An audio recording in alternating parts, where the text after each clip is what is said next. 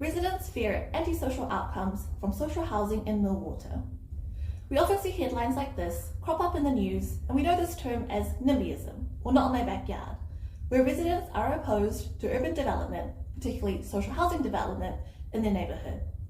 Drivers for this sentiment include fear of antisocial behaviours from social housing tenants and neighbourhoods with social housing appearing less desirable and attractive.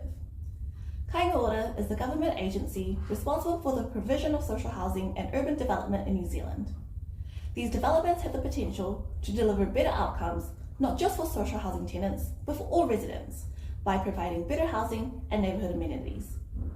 Since 2018, they have built 10,000 new homes, and there are another 30,000 on the way in the next 10 to 15 years.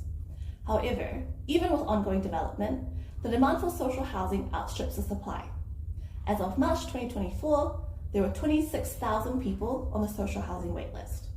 So I wanted to see, are residents really worse off when there is social housing in the neighbourhood? I have housing intensification data from Kāinga Ora, which allows me to identify which Auckland neighbourhoods are being developed, and I have population-wide administrative data, which allows me to identify everyone in Auckland who lived in social housing and who didn't between 2015 to 2021. So if more social housing development is bad for the neighbourhood, then we should see worse outcomes for residents in areas with social housing development, I call this the treated population, compared to areas without social housing development, I call this the control population.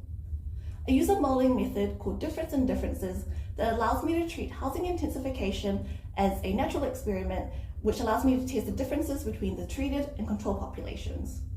And what I find is, for non-social housing residents living in treated areas, they are no more likely to be victims of assaults, thefts, or robberies, nor do they have higher mental health utilisation compared to control residents. When looking at population composition, treated residents have the same earnings, the same level of people receiving benefits, and there's only a small difference in those with a bachelor's degree compared to the control population. So social housing tenants aren't the antisocial neighbours they are painted out to be. The mental health of treated residents isn't any different to the control residents, and the treated neighbourhoods look like the control neighbourhoods. They have not descended into a dystopia. So to summarise, we know that New Zealand faces substantial housing challenges, and social housing is one means to provide accommodation for those who really need it.